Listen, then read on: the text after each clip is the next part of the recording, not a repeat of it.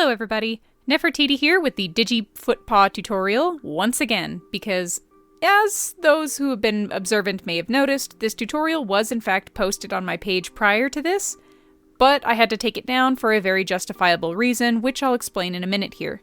If you already know the situation, or you just simply don't care and you want to get into the tutorial, you can go ahead and click this timestamp right here. It's also linked down in the description. So you can click that, it'll just take you directly into the start of the tutorial and you won't have to listen to all this hubbubs. But for those who want to stick around and hear what happened, let me explain. Now, when I started filming this tutorial, I wanted to pick a lining for the feet that matched the character's aesthetic and color scheme. A few weeks prior, I had been shopping around a local art fair and there was a Native American woman there who was selling all kinds of beaded jewelry, feather accessories, pretty little pens, pendants, and she also had little swatches of fabric on her table. I thought that this particular fabric was absolutely beautiful, and the fact that I was assured it was made by the natives, I thought I was doing a wonderful thing by supporting a native, being able to get a handmade product that I could then incorporate into my work, and sort of art uplifts art. However, it was brought to my attention that the words I chose to describe this fabric were insensitive, and I can own up when I make a mistake. I do apologize. I should not have described the fabric the way that I did. I did what I felt was right, and I took the tutorial down so that I could crop those parts out and make right. However, it was also then brought to my attention that this fabric was in fact not produced by natives, and was purchased from Walmart. It was a bit disheartening and very disappointing to know that I had been lied to and sold that material under the guise that it was 100% handmade by locals, when in fact it was not, and it was just purchased from Walmart to make a quick buck. I was disheartened, disappointed, and very discouraged, to the point where I just could not find the motivation to refilm this tutorial and make things right. It's taken me quite a while to get that motivation built back up, but now thankfully I've been able to do so, and I feel this time around I did a much better job of filming the angles for this tutorial, doing a better descriptive process, producing a better product, and just generally trying to do a better job making a tutorial for all of you to watch and learn from. So, I do thank you for all your patience throughout this entire process, and I really hope that you continue to enjoy my videos and learn from them. Thank you so much for everything. Now, let's go ahead and get directly into this tutorial. Alrighty, so the first thing we're going to talk about is the actual pattern, starting with the bottom of the foot. Now, this portion is mostly just for the EVA foam, but we will move into using it if you intend to do finished bottoms. Next is also going to be the side panels, which are going to support the main overall structure of the foot. And then, of course, we're going to get the back of the calf here. This long, straight piece is probably one of the more important ones because it helps it retain its shape and also gives it that digigrade bend. We also need this little front part here for the toes. And speaking of toes, we also need the main toes, which are going to be in the middle and are bigger than the outside toes, which are much smaller and defined in shape. And there's an optional little wedge piece if you happen to like your feet a little bit taller than usual. If you do want to pick up this pattern, you can get it on my website, artbyneffertity.com, or you can just kind of reference it here. Next, we're going to get into materials, starting with the bottom of the foot, the EVA foam. Now, these are mostly used for like shop tiles and floor mats, and they're often double-sided. Next, you're going to need some hot glue. I personally recommend the Gorilla Glue brand, a hot glue gun, scissors, 2 pairs, one to cut the pattern and one to cut any foam, duct tape to make your pattern, so that way you can get a perfect 3-dimensional pattern of it, some saran wrap, and an electric carving knife. If you can invest in one, it will make a heck of a difference and will seriously speed this process along. I definitely recommend one if you can. You'll also need some 3-inch foam, some 1-inch upholstery foam, and optionally some high-density 1-inch foam. You're also, of course, going to need your fur of choice. I recommend either minky or vinyl for the bottom of the feet pads, your lining material of choice, and 2 separating zippers if you intend to make these feet zip onto your bodysuit. And of course, a shaver and slicker brush. You're also going to need some upholstery and outdoor thread. This stuff is super duper strong and works really well for projects like this. You're also, of course, going to need a standard sewing needle, and I highly recommend the much superior upholstery needle, which will save your hands so much trouble. To get started on this project, you're going to begin by tracing out the bottom of the feet pattern onto the EVA foam. Now, I was making several pairs here, and you can see how quickly that knife just cuts through everything and speeds the process along. All the instructions for how to make these pieces are listed on the pattern itself, but to give you a general summary, you're going to need 4 of each of the toe pieces. You're going to need 5 inches thick of the center piece that goes for on top of the toes and connects to the leg. You're going to need 5 inches of the calf piece, and you're going to need 4 of the side panels. Each one of these pieces can be traced onto the foam and cut out accordingly depending on how many you need. I ended up making a lot of feet, so some of my pieces look a little funky in this part and they're doubled, but I'll have the list popped up here for you so that you can see just how many pieces you need of each one of the pattern pieces, and you can reference the guide from there. Now, when it comes to working with the bottom of the feet, I personally prefer using these athletic shoes with removable memory foam inserts because they are super duper comfy. You want to begin by scoring the bottom of the foot, making sure that the rough side is the one that you're attaching the shoe to, glue down the base of the shoe, and then just put a couple anchors of glue on the sides to make sure it doesn't go anywhere. While those are drying, you can start carving the feet in order to get these little toe beans in the correct shape that you need. There were a lot of them I had to carve, so I went to town making sure that each and every one had a nice rounded shape on the outside, and they were all symmetrical as possible. Then I'm going to begin by stacking all of the individual pieces of foam that I have here in order to build up the thickness needed to reach 5 inches, since I had 1 inch and 3-inch foam. Once these pieces are glued together, you can begin by carving down and shaping the sides. We're not going to do too much right now. I'm mostly just rounding the edges here so that it looks a little bit smoother than it naturally does in its big chunky state, and it also allows me to refine the edges so that I can glue them onto the back of the foot and the shoe here. Make sure you are patient with this process and you let it dry absolutely completely before you move on. This part is vital that it has to be secured to the base of the foot. You can then start moving on to the side panels. I always start by gluing down the bottom, lining up the edges with the back of the calf, and then slowly working my way up the edge of the calf as I glue down the side panel to it.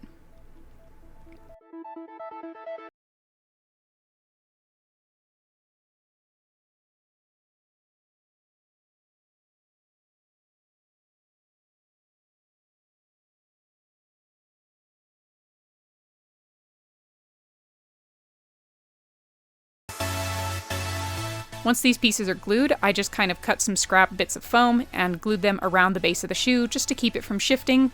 I doubt it would shift anyway, but it's a precaution. Next, you're going to carve out the bottom of whichever toe is going to sit on top of the shoe and make it fit nice and snug along with the base of the pattern. Same with the other toe that's going to be in the middle. Usually I have to just take out a small little segment of it in order to make it line up with the other foot. Now I'm going to taper down the front part that connects the toes to the actual foot itself. This little triangle just kind of gets carved out on the back, glued down to the top of the shoe. I taper the sides, and then glue the sides of the panels to that piece. A lot of it is just glue, wait, glue, wait, glue, wait. But as you build up each one of the little stages, you can see how the shape starts to come together and it starts to look more like a foot. Next, I'm going to move into doing those outside toes. Sometimes you have to carve and cut and shape them a little bit to get them to fit properly on your pattern, especially if you altered it like I did here. These are Manokit feet, so I wanted them to look a little bit different than normal. Once I was generally happy with how everything was glued down, you can begin carving and shaping the foot to make it nice and smooth. The shape you're going for is essentially like a slightly bent foot. Since most Digigrade creatures walk on their toes, you really want to sell that illusion of the toes being what the character is walking on, not the foot. Once you're finished, you should have something kind of like this, and you can see that little shoe is trapped down inside there, but we're not quite done yet. We still need to install the lining onto these feet. In order to do that, I'm going to be cutting down this centerpiece here with my scissors so that I can get in there and be able to sew this next portion without having to fight down a tiny little hole for a foot. I've had a lot of people ask me when doing this process, why not just install the lining beforehand? And the reason why is because of this. Each one of the pairs of feet that I make are slightly different. That means each one of their measurements and each one of their linings is also slightly different. Therefore, I can't really figure out how big the lining needs to be unless I measure things right then and there. In order to do that, it has to be finished.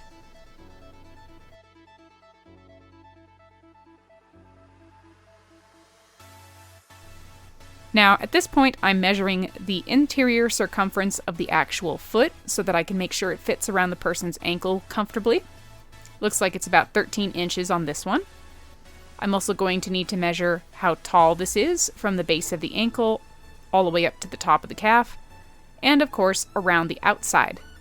On this portion, I do recommend measuring the outside because it will make your life so much easier when you're sewing it to the fur later on.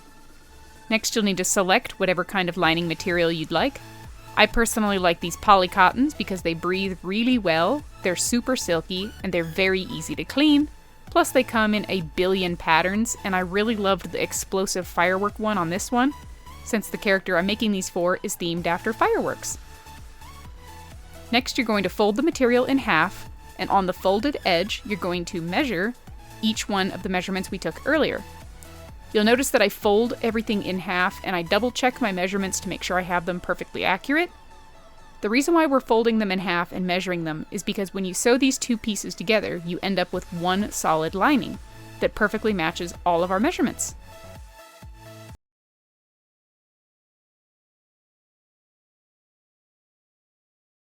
Go ahead and cut this piece out once you get it all nice and traced, and then we can move on to the next step, which is going to be sewing these linings together. In order to duplicate the second one, once I'd cut out the shape, I simply traced it on top of the fabric and cut out a duplicate. That way I have one for each foot. I'm also just sewing along this with a basic straight stitch. Now, I do want to say, you can completely do these by hand. You can use a blanket stitch and it works just as good. Machines are just way faster. Once you get the lining fully done, we can work on installing it into the actual foot. Now there's one very important thing I want to mention when doing this. Trying to shove this all the way in there and get it sewn properly so that you see the pretty side requires you to turn it inside out like this. And once it's all turned inside out, the top part that is going to come out of the top of the foot, you want to take and shove all the way down into the bottom of the shoe. It's kind of a weird process to think about, but just remember that the tall part is what goes on the calf. In this case, the calf has the seam, so as long as I stuff that all the way down in the bottom there, and line up that very back seam with the back of the shoe, I can pin it in place and prep it for sewing. Once everything is pinned, I'm going to take my upholstery needle and upholstery thread, and do a whip stitch all the way along the base of the shoe, connecting the lining fabric to the shoe itself. I found that including shoes inside my fursuit feet makes them far sturdier, and they allow the wearer to walk around in them more comfortably for longer, since it's basically like wearing an athletic shoe. Once it's all been whip stitched around the edge like this, it should look nice and clean on the inside. You can still leave that folded in since we don't really need to worry about it at the moment, but we do need to re-glue this part in the middle that we cut so that we could get in there to sew everything. Apply a little bit of hot glue to the edges here, gently press them together, and then thoroughly wait for them to dry. You do not want to rush this part. Just pin it, hold it, whatever you gotta do, make sure it doesn't come apart, and just wait. Wait until it is fully dry, or you will have to re-glue it. Trust me, I've learned the hard way.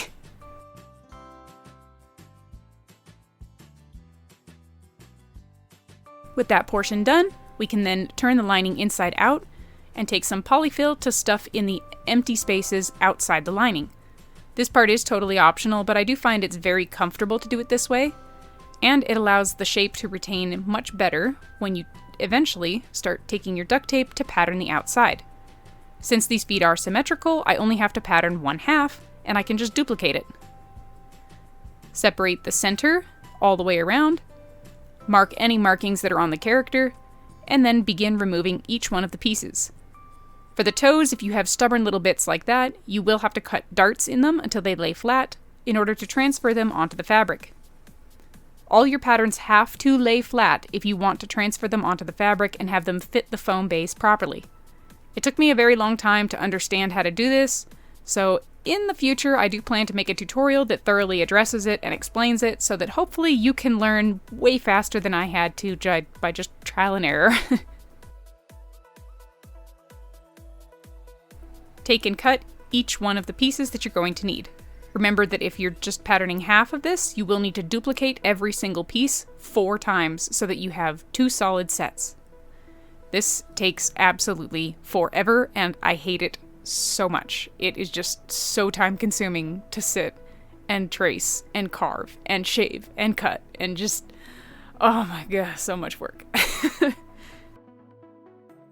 I also personally really like my fursuits to have a more clean, short fur. And this navy that I have is a little bit too long for what I'm going for, so I do go through the effort to shave down the entire pile to make it match the rest of the fibers that I'm using in this project. Again, totally optional, it's up to personal preference, but if you do have a lot of pieces that need to be shaved, such as all these individual toes, I recommend trying to shave a whole sheet with all of them on it, and then just cut around each one. That way all the shaving is exactly the same length, and you don't have to come in and trim any crazy edges. Except on like this piece right here where I end up having to come and clean up that edge because it was right on the end, but overall works good. If you're doing finished bottoms, don't forget to trace 2 bottoms for each of the feet and give them a shave as well. This part you always want to shave because it will make all of your details stand out way better.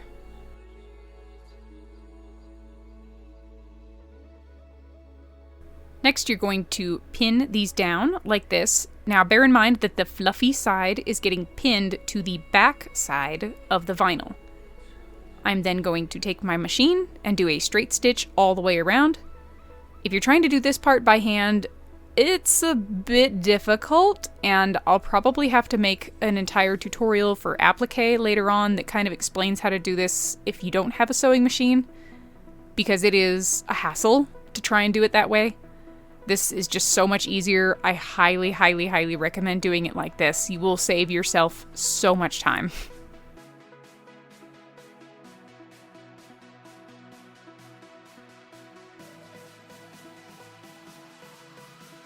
As you sew all the way around each of the edges here, you will see that they all line up nice and cleanly like this, and it gives you the opportunity to be able to come in and make these really defined toe beans.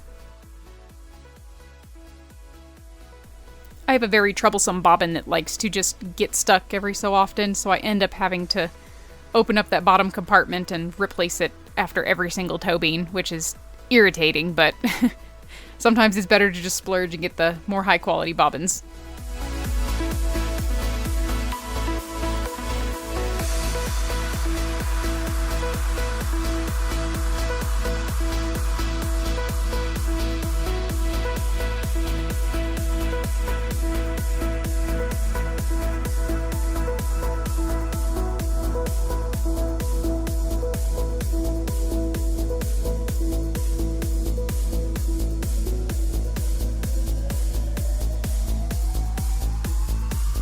Once you get all these pieces sewn, you can then come in, snip off any excess little thread strings here, and then we begin freeing the beans.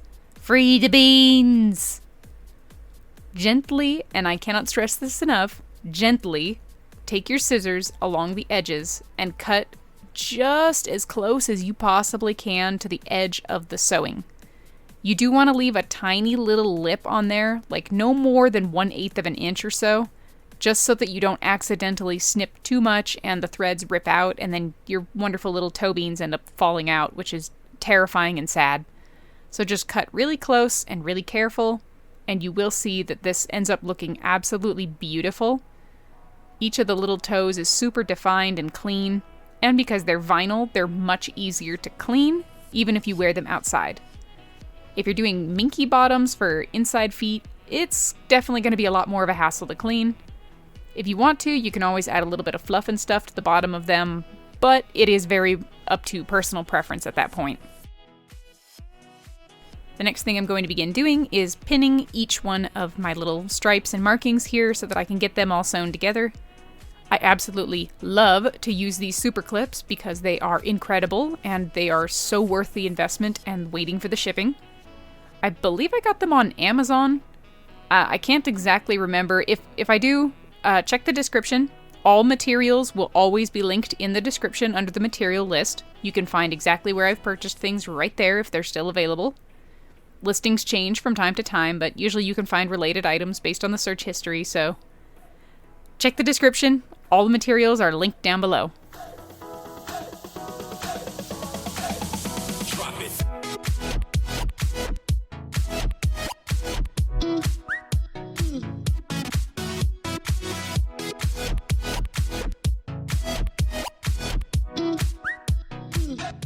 Once all these pieces are pinned, you can then go ahead and start pinning all of the darts for the toes. The importance of these darts give the fabric that nice three-dimensional shape that looks really phenomenal on the finished product, but it is a little bit tedious to get used to, so just kind of bear with me and hopefully learn by watching. That's the best advice that I can give you on that one. You're then going to sew these pieces together. You can always use the blanket stitch and do this by hand, or you can use the straight stitch or the zigzag stitch right along the edge on your sewing machine. I've recently started doing a zigzag stitch to finish all my edges, and it is so much easier than having to come in every single time and hand sew markings like this.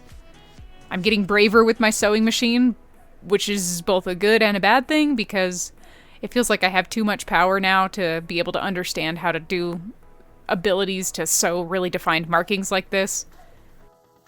And it's definitely something that I'm going to get better at with time, hence why you see me coming in and trimming down some of these more excessive seam allowances so that this sits nice and flat and there's no like weird lumps or bumps or edges on it. It definitely makes a big difference in the end. Same with each one of the darts on these toe pieces. I'm just very carefully working them through the machine and going all the way along the dart, making sure that that gets stitched up really nice and cleanly so that way when I finish everything, it will be super duper pretty.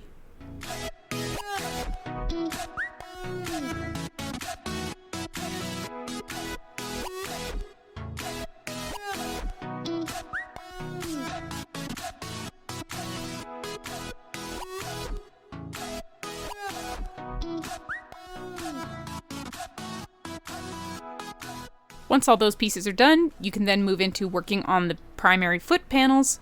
Here I'm lining up the markings and pinning all the way along this back piece here, which is going to be the calf. It's definitely a lot of patience between pinning and sewing and pinning and sewing. But I think the longer you take and the more patient you are with your projects, the better they will look in the end. If you try and rush things and speed them along just so that you can save time, it does kind of affect the product in the end. Same with the toes here. There's an inside toe and an outside toe. Each one was marked, whether it was patterned on the dominant side of the duct tape or the passive side of the duct tape, the dominant being the one that you actually drew the pattern on. And I duplicate each one before flipping them, marking whether it's inside or outside on the actual toe. That's why you see the little O in the eye. These pieces get pinned all the way up the centers where I had previously marked they needed to go, and then they got sewed up as well. I believe I did those ones by hand just because I was too nervous about the tight curve and couldn't get it underneath my machine. So, you do not need a sewing machine to do any kind of fursuit making. You can do it all by hand. It's just incredibly tedious. Like, that's the biggest thing I can stress. It is tedious, but possible.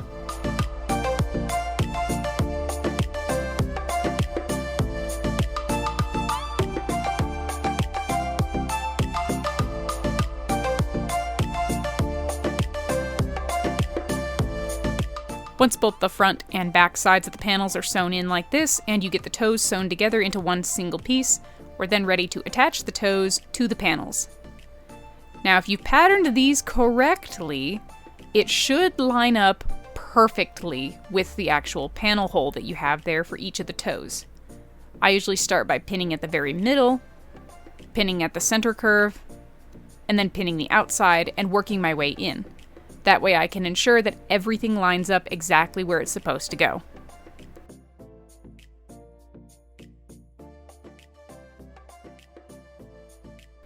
Once each one of these pieces are pinned, I do completely hand sew this portion because there is no way my machine will ever be able to get into such a tight, tiny little curve, especially with all that fabric in the way. So I very carefully just blanket stitch my way around each one of the toes, removing my clips as I go. Try and keep your stitches as close together and as accurate as possible here. You do want to keep in mind that if your stitches are very big and spaced out and you don't secure them very well, you're going to have your toes pop off, and that is terrifying. I also personally tie a knot every single time I come to one of the little connector points where a new toe starts. I feel like it just makes a better appearance in the long run, and it does help with security just in case I get a pop seam on one toe, it's not going to unravel the entire chain. Once you get both pieces completely sewn together, we're ready to turn them inside out. But there's one more little thing. If you intend to make these feet zip onto your bodysuit so that it has that beautiful seamless effect, I definitely recommend getting a Coats & Clark separating zipper.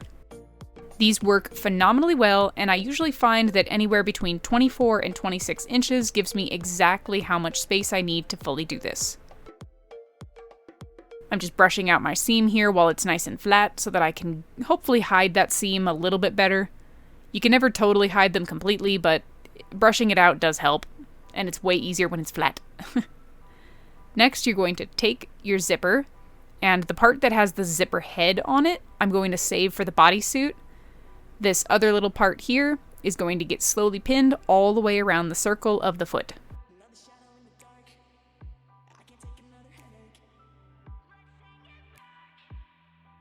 Now, once you fully pin around the curve, sometimes you'll have a ton of excess here like I do. I want these to sit really nice and cleanly, so I'm just going to cut off the excess so that there's only a teeny tiny bit of overlap. I want to say like maybe ½ an inch of overlap. But because we don't want the zipper head to like slide off and just keep going, we do need to now put a zipper stopper on here. I know that they do make zipper stoppers that are like metal and you can clamp them on things, but I find it's just an unnecessary purchase to have to go through, and you need all these tools and stuff to do it, whereas it works just as well if you take upholstery thread and you just kind of tie it around that very last little zipper tooth and tie it nice and securely. This will stop the zipper from going because it's too fat for it to run it over. So it'll just stop at the end of the chain. Next, we're going to sew this thing onto the actual foot panel. I highly recommend doing this with machine because doing it via hand sewing is going to be ridiculously tedious and time consuming. It's easily going to take 3 times as long. So if you have access to a machine, you can do it. Otherwise, you're going to have to sit and ladder stitch the entire thing, and it's going to take an asinine amount of time. I just have my zipper foot on here, and I am very slowly but surely working my way all the way around the zipper. You definitely want to take your patience with this and make sure that the zipper teeth are just barely sticking over the top of the fur. You do not want to see too much of this part because this is intentionally supposed to be hidden, so we want to obscure as much of it as we possibly can. Definitely try and keep those zipper teeth clean though, so that the zipper can actually, function and do its job. But it should still be perfectly in line with the rest of the fluff.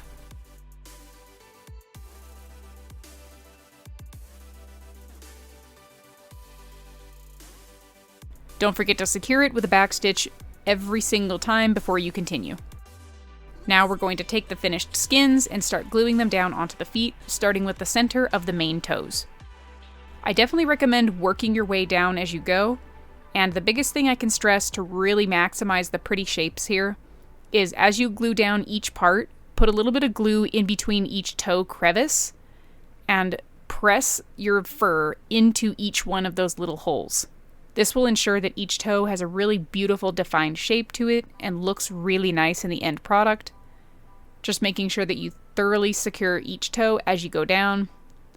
Every so often, I'll get one toe that ends up like I carved it a little bit too much, in which case you can just take and glue a couple pieces of scrap foam in there in order to fluff up the shape.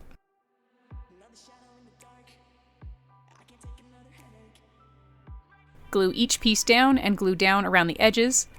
The only thing I do want to note here is do make sure that you leave a little bit of overhang on this.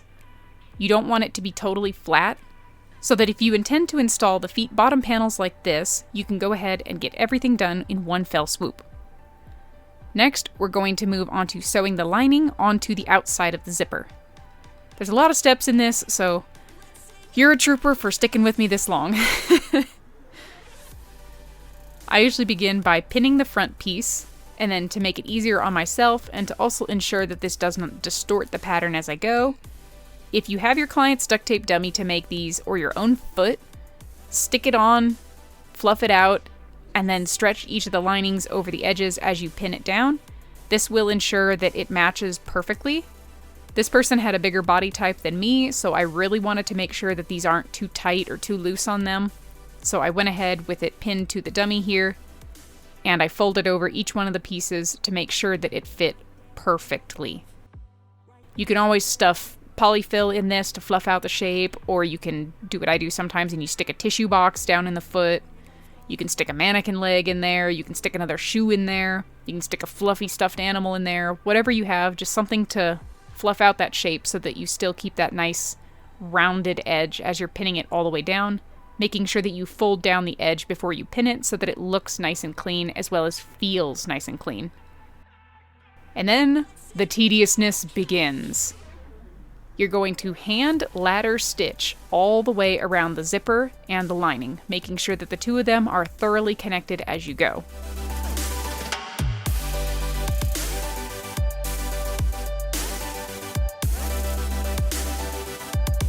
Let's sing it back.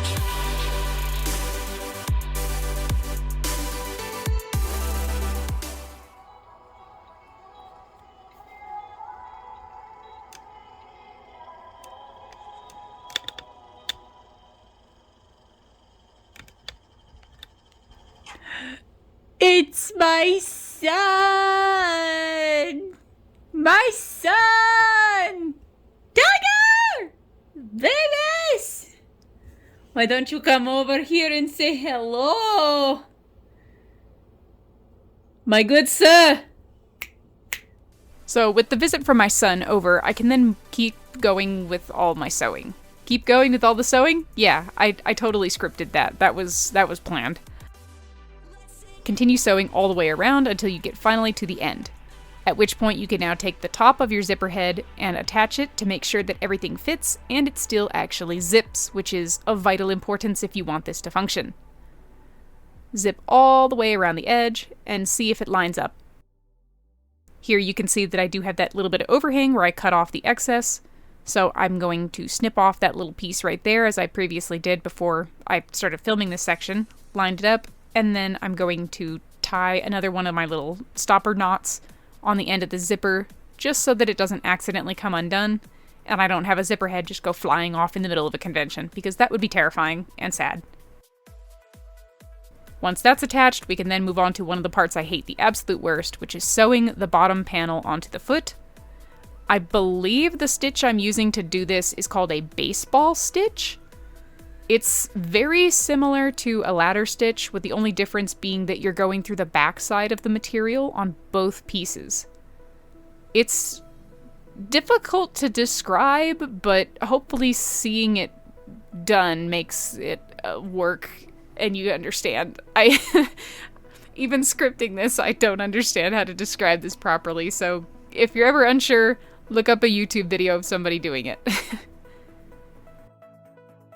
Once it's all been sewn on, I'm going to take my slicker brush and just kind of brush out the seams here to hide them a little bit better. And then I'm also going to take my shaver and I'm going to clean up the bottom of the foot where it's a little bit too scruffy for what I wanted. It's totally fine. You can always come back and shave off a little bit more if you need to make those beautiful beans look clean. At this point, I'm going to give the entire thing a nice brush down just to make sure that all the fur fibers are laying the correct way and that there's no like weird flyaways or anything. On the side here, when I trimmed it down, you could see that there was a little overhang, so I cleaned that up. Give each one of the little toes a brush down. And if you really want the sculpting in your foam to show through, come in with your shaver and shave each one of the toes very carefully to clean the fur down. It's, I believe, 0.8 on my shaver that I'm using. The guard is very, very tiny, and it's very close to the actual shaver blade here. And I'm just coming at it with a, I want to say like a slight angle, carving down each one of the little pieces and making sure that all of that fur gets brushed out of the way so that you can see each one of those beautiful individual toesies.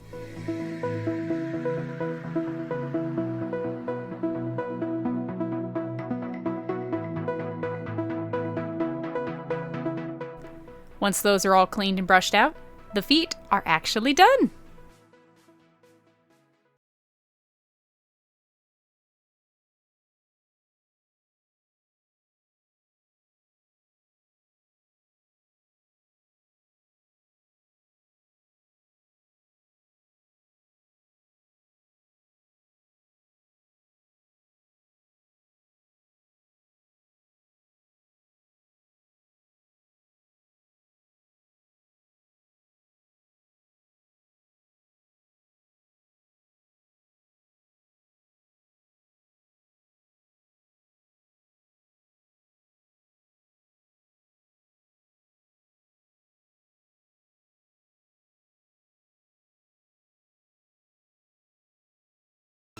Thank you all so very much for watching this video.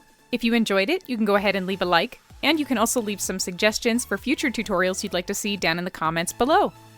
Now, something that I've started doing recently, and I really want to get into doing more, is showing the kind of things that people make following my tutorials. So here, I have a couple things that I would absolutely love to showcase. This wonderful bodysuit that's almost finished was done by Forrest. I believe their YouTube is Forrest the Fulf, and they make a lot of content kind of like I do with tutorials and showcases and things, so definitely go check them out if you want to see more of their work. These lovely little paws were made by Akari Vortex. This fantastic raptor head was made by one of my patrons, Smolder the Dragon. Beautiful featherwork and painting details here. Came out super duper clean and nice. There's also these fantastic feet paws that were made on my previous tutorial from King Sanny Art on Instagram. And this absolutely breathtaking full suit that was made from Mafia Mutt Studios. Look at that! That is their first full suit, and that looks absolutely amazing! And there is this absolutely incredible tail that was made by Scoper Monster. I am at a loss for words looking at this tail. Like, oh my goodness gracious, look at all those colors and markings and textures and sparkles and just everything this maker does is amazingly colorful and just radiates Lisa Frank vibes. Like, seriously, go check out their work. It's incredible the amount of stuff they make and how cool they make it. Thank you so very much to everybody who sent in and emailed me photos of your work or tagged me on Instagram or TikTok or Twitter or wherever. If you want to share your work that you've done following my tutorials, please send me an email at artbyneffertity@gmail.com. DM me on Instagram, DM me on Twitter. I always love seeing the kind of things that everybody can make following my tutorials, and it makes me super excited whenever I get to see one, because I love seeing all this wonderful wearable artwork. And I would also like to show off a couple pieces of beautiful fan art that I received. This cute little Winza doodle was done by Actually Ace on TikTok. Look at that sweet bean. I got this absolutely beautiful piece of Neffertity from It's Miss Night. They are an awesome artist, and you should seriously go check out their Twitter profile because they have so much cool stuff. It's amazing. This lovely little doodle was done by Jasmine. And I have this fantastic cute piece by KVTR. Look at these. They're so pretty. I love all my babies and beans. Thank you so much, everybody, for the fan art. I love it. Getting fan art and seeing the kind of things that people make following my tutorials is an absolutely amazing experience. But if you'd like to go a step further and support me, you can go check out my Patreon. That is patreon.com/Neffertity, and there are so many wonderful tiers that you can choose from. I have the simple donator tier here with these lovely people flying by on screen, and my fantastic bronze patrons. Now, if you support me at the bronze tier or higher, you also get access to every one of the free ref sheet bases that I post every single Friday. These bases are voted on Twitter for which one I'm going to make, and there will always be something new and interesting, usually with a minimum of 3-sided views, or something just really fascinating and interesting to look at. These awesome bases are also available on my website, artbyneffertity.com/free-bases, where you can get the free line art. Or if you don't feel like supporting on Patreon or getting the free line art and you still want that high-quality PSD file, you can always purchase it from my website store at artbyneffertity.com/store.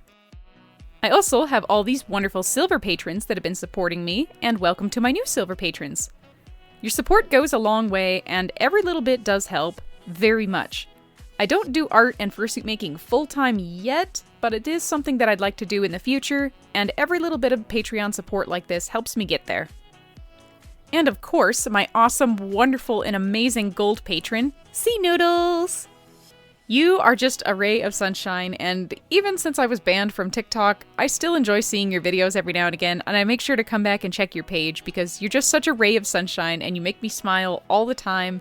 You're a wonderful supporter, you're a wonderful friend, and you're wonderful and amazing, and I love you, so thank you very much. And last, but certainly not least, I have my wonderful platinum patrons. We have Prototor, which I believe you were in my Discord for a very short while, and then you just kind of fell off the face of the earth, so if this is the only way I can get in touch with you, please message me, let me know what's going on. I want to make things okay. I also have Brightside, who is a very new patron, Jake Carbon, Cyril the Floof, and Small Red Fox.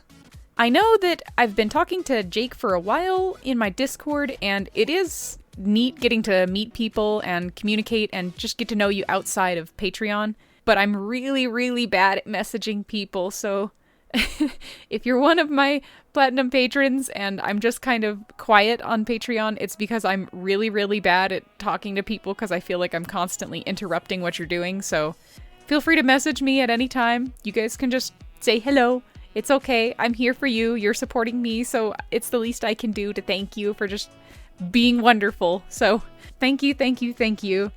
And Small Red Fox, you got this. I believe in you. You can do this, and you will be happy. And I can't wait to give you the biggest fluffy fursuit hug at BLFC. So hang in there. You got this. If you would like to join any of these wonderful, amazing people, you can go check out my Patreon. It is on screen as well as linked down in the description. And every little bit does help.